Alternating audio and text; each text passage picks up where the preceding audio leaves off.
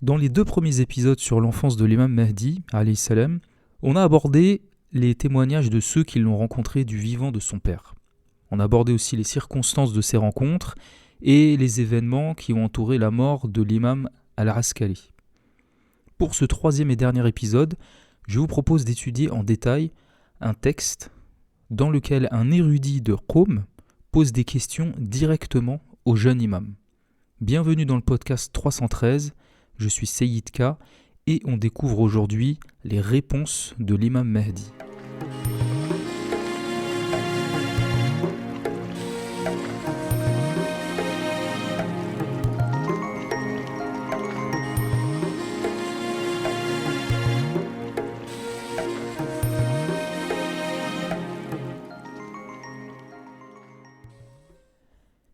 Donc notre hadith se trouve dans le livre Kamaluddin wa Tamamun Ni'ma du Cheikh Sadouk.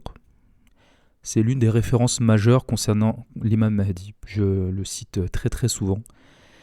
Le rapporteur en question, il s'appelle Sa'ad al-Ash'ari al-Qummi. Alors, quelques mots sur lui. Sa'ad, il est originaire de la ville de Qom et il appartient à la tribu des Ash'arites. À ne pas confondre avec l'école théologique sunnite du même nom. Cette tribu, les Ash'arites, c'est une tribu originaire du Yémen. Elle a joué un grand rôle dans l'histoire des débuts de l'islam. Beaucoup d'entre eux, de cette tribu, ont soutenu la cause des Ahlul Bayt.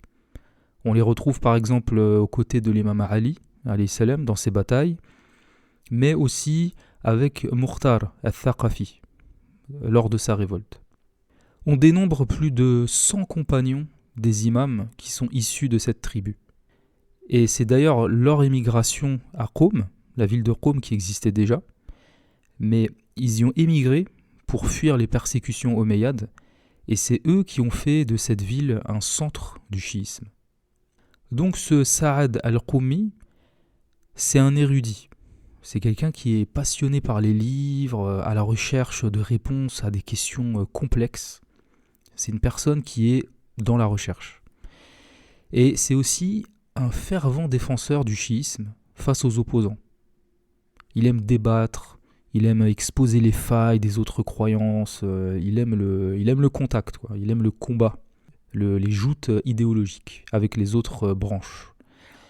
Mais un jour, il y a un débat qui va mal tourner pour lui. Donc ce jour-là, Saad, il va débattre avec ce qu'on appelle un Nasibi. Un Nasibi, qu'est-ce que c'est ?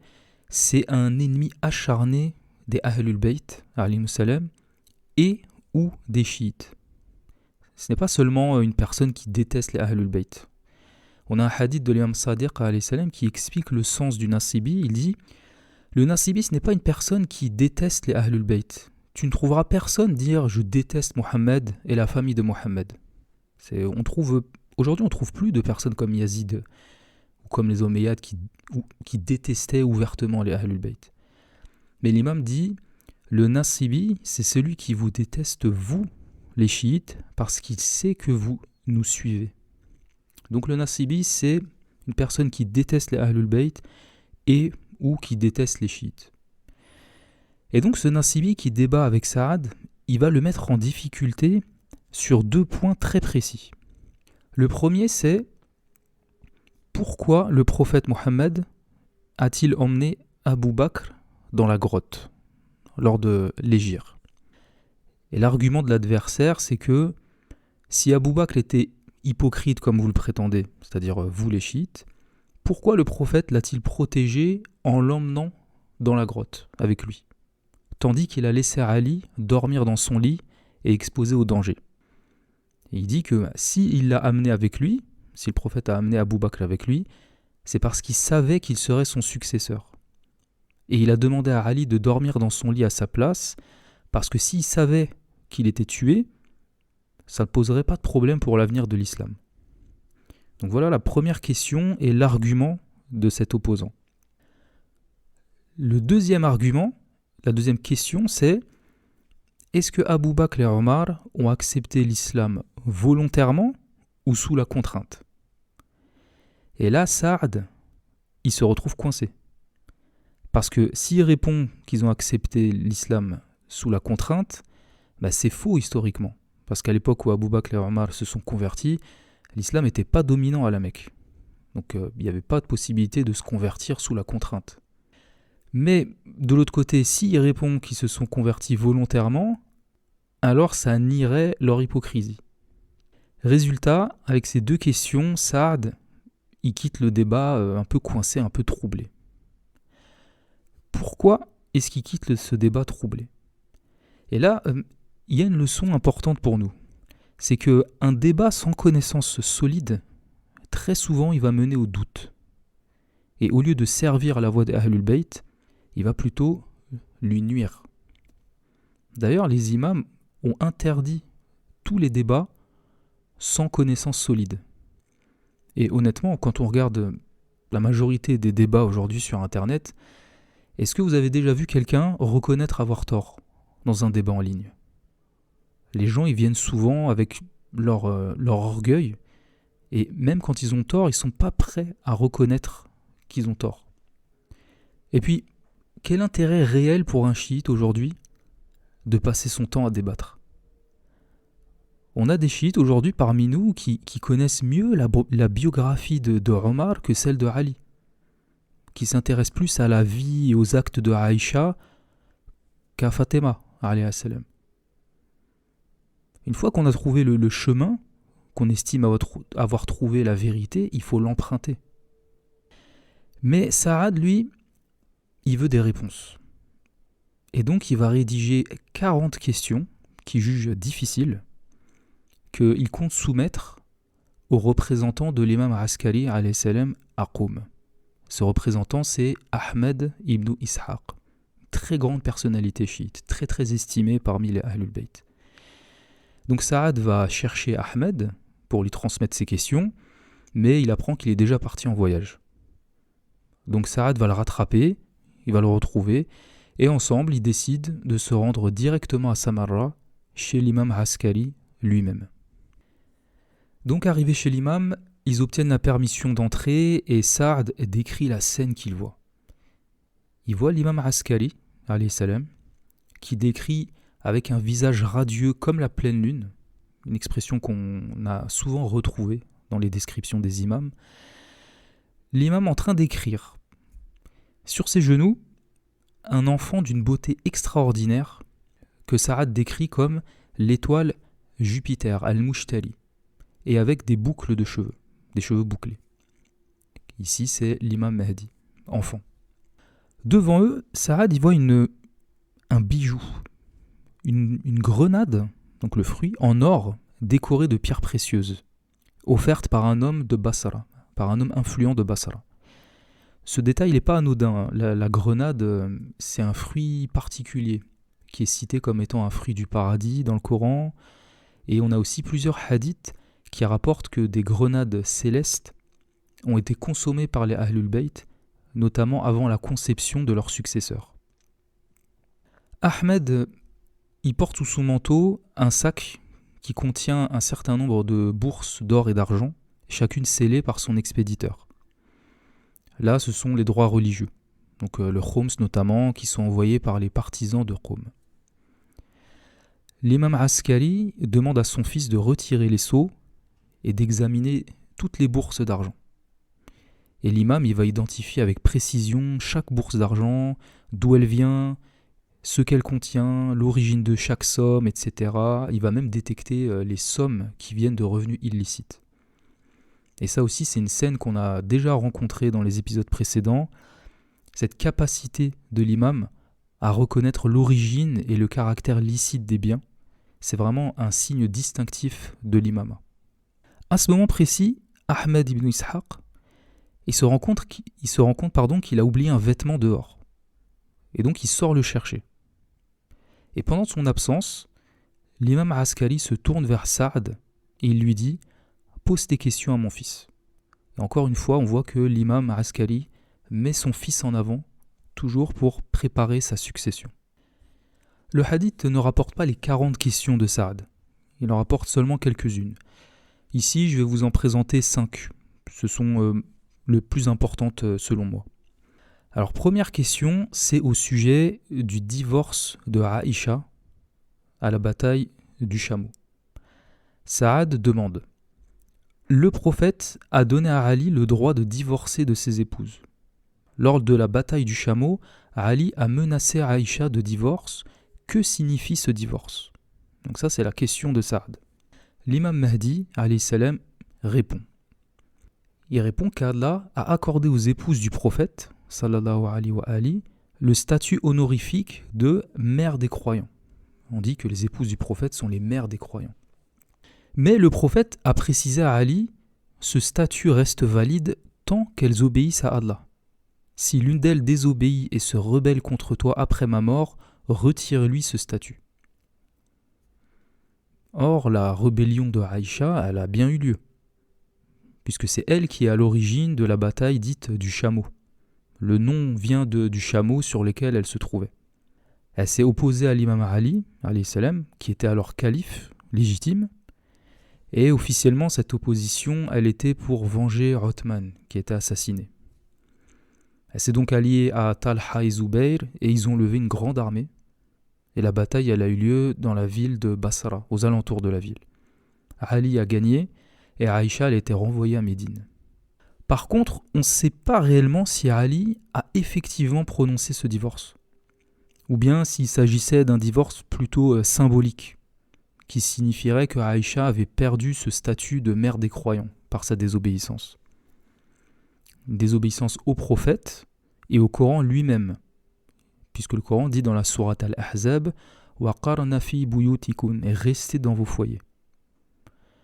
Bon, la liste des torts de Aïcha dans les textes, elle est longue, mais ce n'est pas le sujet ici. D'ailleurs, à ce propos, je vais ouvrir une petite parenthèse, en particulier aux sunnites qui écoutent cet épisode. Il faut vraiment comprendre que les chiites ne vouent pas une haine gratuite à Aïcha, ou à Abu Bakr, ou à Omar. En fait, c'est les textes présents chez les chiites, mais aussi et surtout chez les sunnites. C'est les textes qui nous amènent à rejeter leur autorité et à nous désavouer d'eux. Ici, c'est une divergence de croyance, c'est une divergence doctrinale. Il n'y a pas de haine personnelle. Et finalement, chacun est libre de croire en ce qu'il veut. Il faut, je pense, apprendre à supporter la divergence, même dans ce qui nous tient à cœur. Et parfois, les gens ont beaucoup de mal avec ça. Et d'ailleurs, moi je comprends pas, quand des chrétiens disent que Jésus est le Fils de Dieu, ça choque personne, tout le monde accepte cette différence d'opinion. Mais quand il y a un chiite qui va rejeter Abu Bakr, alors là tout de suite il y a scandale. Donc de ce côté-là, il y a peut-être des priorités à revoir. Question suivante de Saad, cette fois au sujet de l'interprétation du Coran. Saad interroge l'imam sur le verset 12 de la sourate Taha, qui dit Fakhna' alayk innaka bil wadi al muqaddasi tuwa. Enlève tes sandales, c'est Allah qui parle à Moussa. Il lui dit enlève tes sandales, car tu es dans la vallée sacrée de Tuwa. Saad dit que les savants, des deux tendances, donc chiites comme sunnites, prétendent généralement que les sandales de Moussa étaient en peau d'animal mort, donc impur. Allah lui aurait demandé de les retirer pour accéder à ce lieu sacré. Et l'imam Mahdi répond « Ceux qui disent cela accusent Moussa d'ignorance, parce que cela implique deux possibilités qui sont toutes les deux des erreurs. Soit la prière était permise avec ses sandales, dans ce cas, pourquoi les retirer? Soit la prière n'était pas permise avec ses sandales. Et alors Moussa ignorait le licite et l'illicite, ce qui est totalement impensable pour un prophète. Et là, l'imam va donner la vraie signification de ce verset. En fait, Moussa avait dit à Allah qu'il avait purifié son cœur pour n'y laisser que son amour. Mais Moussa restait très attaché à sa famille. Alors Allah lui a dit « Ikhla'na alayk » retire tes sandales, c'est-à-dire, symboliquement, retire l'amour de ta famille de ton cœur, si ton amour pour moi est sincère. Ici, les sandales, ce avec quoi on foule la terre, elles symbolisent l'attachement terrestre, l'amour de tout autre qu'Allah. Alors bien sûr, ça ne signifie pas qu'on ne doit pas aimer sa famille. tous les prophètes aimaient les leurs. Ils aimaient tous leur famille, c'est naturel. D'ailleurs, Allah, il dit dans la sourate At-Tarabun, Innama amwalukum wa awladukum fitna. Vos biens et vos enfants sont une fitna. Et ici, fitna signifie amour. Mais la relation des prophètes, des messagers avec Allah, elle est d'un ordre totalement différent. Leur amour pour Allah, il a atteint un niveau que on ne peut pas saisir. Et à ce niveau, même l'attachement le plus naturel peut devenir un voile. Autre question, toujours sur l'interprétation du Coran, cette fois au sujet des lettres au début de la sourate Maryam. Kaf, Ha, Ya, Ain, Sad. Donc ces lettres isolées, qu'on appelle Al-Huruf Al-Muqatta'a, elles apparaissent au début de 29 sourates du Coran. Alors, il y a eu d'innombrables interprétations du sens possible de ces lettres. On a eu des explications ésotériques, des explications même statistiques, mathématiques. D'autres ont dit que ces lettres elles servaient à capter l'attention des Arabes de l'époque, qui ne voulaient pas écouter le Coran. Et donc entendre des lettres isolées au début d'une récitation, ça surprenait, ça interpellait. Mais globalement, c'est un peu la perplexité qui domine parmi les savants. On ne sait pas trop réellement quelle est la signification de ces lettres. Par contre, si on s'en tient au texte des Ahlul Bayt, chose que moi j'essaye de faire en particulier pour le Coran, on comprend que ces lettres sont des symboles. C'est des portes qui ouvrent sur des connaissances grandioses, mais que seuls les imams possèdent. Et parfois, au détour d'un texte, ils nous dévoilent quelques gouttes de cet océan de connaissances. Exemple avec cette réponse de l'imam Mahdi, alayhi salam. Il nous apprend que ces lettres sont une information de l'invisible, du Ghaib, qu'Allah a révélé au prophète Zakaria, puis au prophète Mohammed, sallallahu alayhi wa ali, à travers la révélation de ces versets. Donc Zakaria avait demandé à Allah de lui enseigner les noms des cinq gens du manteau, Ahlul Kisa, qui sont Mohammed, Ali, Fatima, Hassan et Hussein, alayhimus salam. Et donc Jibril est descendu et a enseigné à Zakaria ces 5 noms. Zakaria, quand il récitait ces 5 noms, il a remarqué que quand il mentionnait les 4 premiers, son chagrin disparaissait. Mais quand il pensait au 5e, à Hussein, il était submergé de larmes. Alors Allah lui a révélé la tragédie de Kerbala à travers ces lettres. Kaf pour Kerbala, Ha pour Halakul Itra, la destruction de la famille du prophète, Ya pour Yazid, l'oppresseur, Ain pour Atash, la soif de Hussein, et Sad pour Sabr, la patience de Hussein. Et Zakaria a été totalement bouleversé et il est resté 3 jours dans la mosquée à pleurer. Et dans la réponse de l'imam Mahdi, l'imam cite sa lamentation et elle est magnifique. Je n'ai pas le temps de la citer parce que ce serait trop long. Mais Zakaria ensuite il a prié, il a demandé à Allah: Oh Allah, donne-moi un fils pour que je l'aime dans ma vieillesse, puis afflige-moi par sa perte comme tu affligeras Mohammed par la perte de Hussein. Et donc Allah a donné Yahya à Zakaria, et la grossesse de la mère de Yahya a duré 6 mois, exactement comme celle de Fatima Zahra pour Hussein. Et d'ailleurs, le parallèle entre Yahya et l'imam Hussein, alayhi salam, il ne s'arrête pas là. Leurs noms ont été choisis par Allah, et personne ne les portait avant eux. Aussi, ils sont tous les deux morts décapités sur ordre du roi de leur époque. Et pour tous les deux, suite à leur martyre, les cieux ont pleuré. Concrètement, le soleil est devenu rouge et il a plu du sang. Et sous chaque pierre qui était soulevée, on trouvait aussi du sang. Et cette réponse de l'imam Mahdi, alayhi salam, au sujet de ces lettres du Coran, pour moi, elle prouve l'authenticité de ce hadith. Pourquoi ? Parce que cette explication, elle est confirmée par d'autres hadiths, par des versets du Coran, par les récits des histoires des prophètes. Les textes, ils dialoguent entre eux. Les hadiths parlent aux doua, qui parlent aux ziyarat, qui parlent aux versets du Coran. On retrouve les mêmes sens.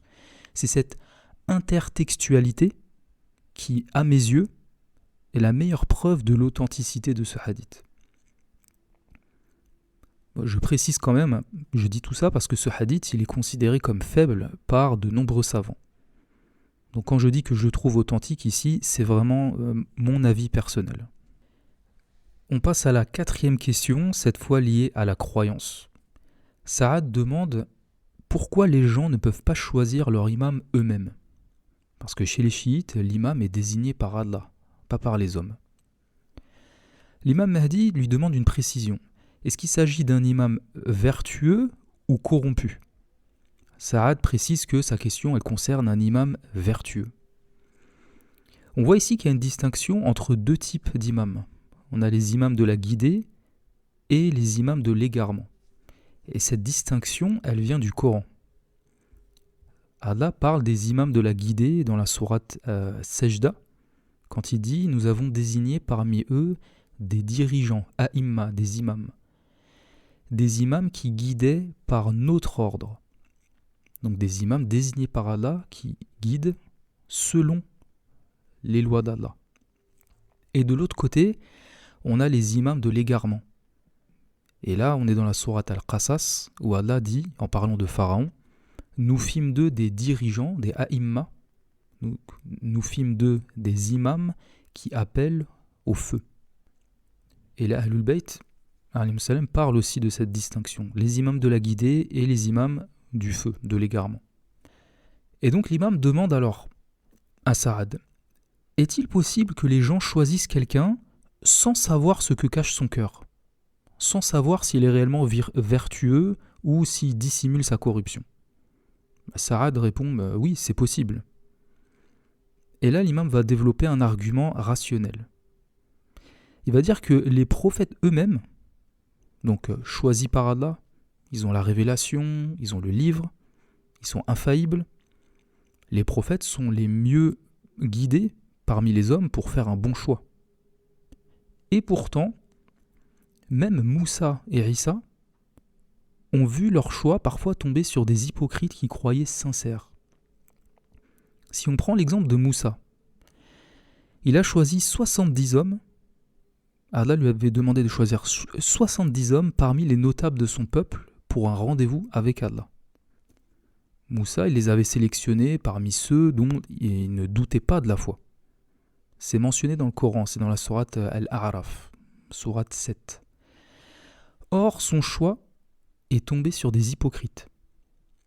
Parce que Moussa, malgré sa science, il n'avait pas une omniscience absolue sur ce que cachent les cœurs.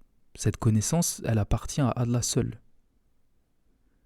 Et donc la conclusion de l'imam Mahdi, alayhi salam, c'est que si des prophètes infaillibles peuvent se tromper sur les cœurs des hommes, comment des gens lambda pourraient choisir leur imam?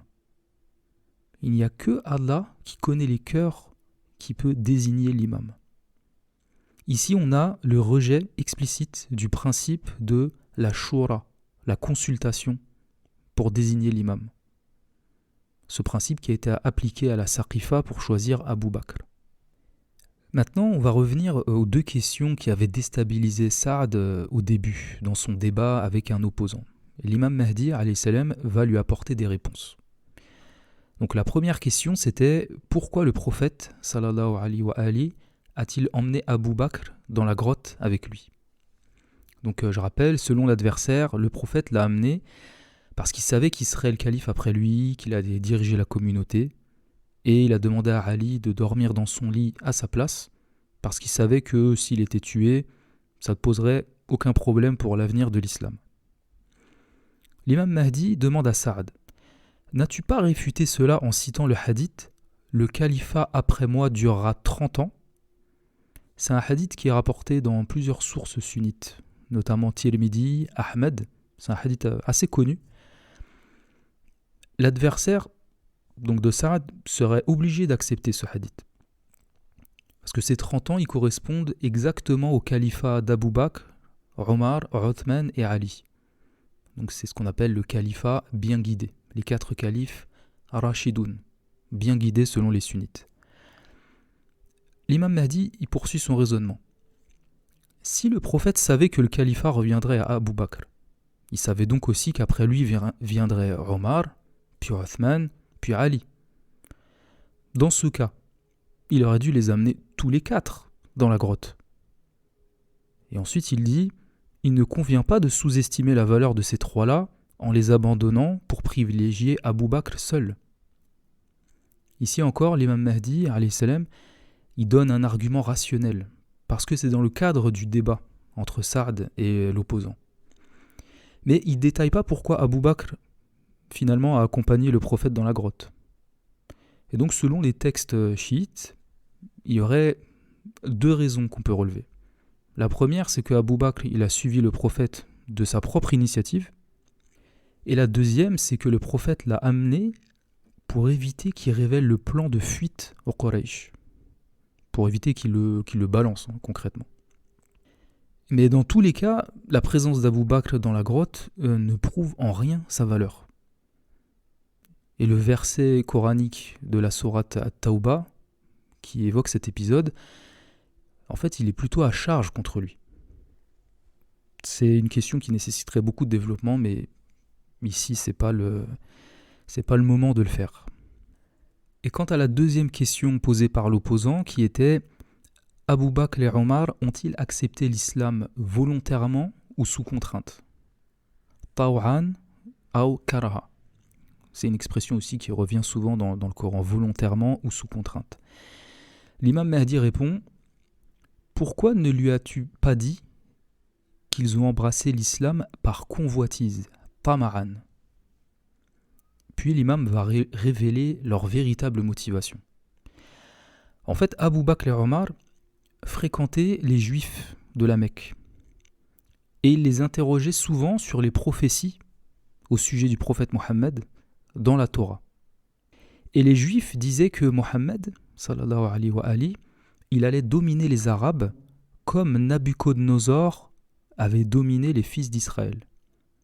Donc Nabuchodonosor, Bukht Nassar, c'était un roi de Babylone qui a dominé effectivement les Béni Israël, qui les a même déportés à Babylone. Et les Juifs disaient aussi que Mohammed prétendrait faussement à la prophétie. C'est-à-dire que ce serait un menteur dans sa prétention à la prophétie. Alors Abu Bakr et Omar sont venus voir Mohammed, ils lui ont prêté allégeance par convoitise, parce que chacun espérait obtenir le gouvernement d'une région une fois que l'islam serait bien établi. Finalement, quand ils ont désespéré d'obtenir ce qu'ils voulaient, ils ont comploté. Ici, tout ce que je dis, c'est l'explication de l'imam Mahdi. Et par complot ici, il fait référence à l'incident de Aqaba. C'est lors du retour de l'expédition de Tabouk, un certain nombre de compagnons ont tenté d'assassiner le prophète en effrayant sa chamelle pour le faire tomber d'une falaise. Et l'imam Mahdi conclut par un parallèle entre Abu Bakr Omar et Talha et Zubayr, 2 autres grands compagnons du prophète, qui ont prêté serment d'allégeance à l'imam Ali, alayhi salam, par convoitise, quand il est devenu calife, en espérant des postes de gouverneur. Mais comme l'imam Ali ne leur a pas donné, ils ont finalement rompu leur serment et ils se sont rebellés avec Aïcha, à la fameuse bataille du chameau dont on parlait au début. Et on dit que Ali y a combattu les Nakithin. Nakithin, c'est-à-dire ceux qui ont rompu l'allégeance.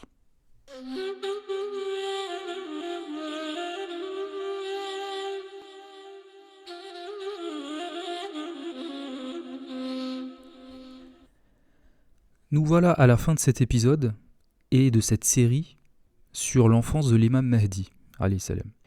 J'ai voulu partager ce hadith en détail parce que je trouve qu'il témoigne assez bien de la connaissance de l'imam et aussi parce qu'il résume plusieurs points fondamentaux qui distinguent la croyance chiite de la croyance sunnite.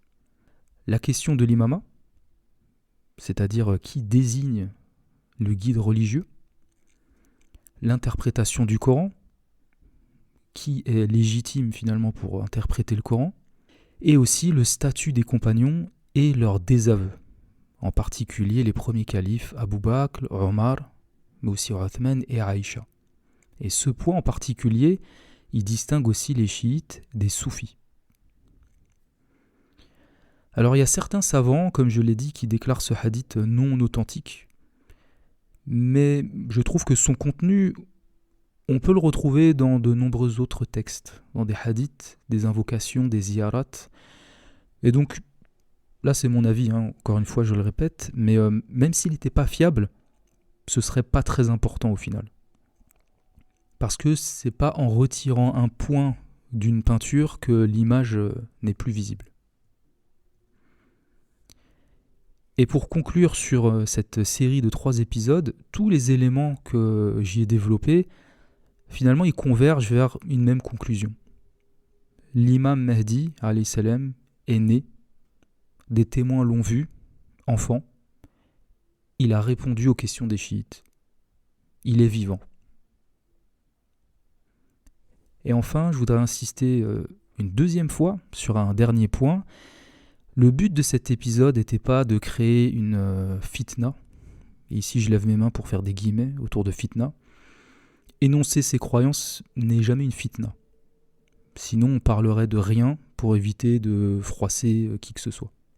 Chacun est libre de suivre ce qui lui semble juste, ce qui lui semble vrai. Et les chiites aussi.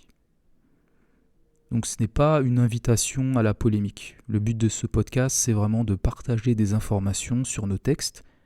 Et les informations que vous avez pu entendre dans cet épisode, elles sont dans nos textes.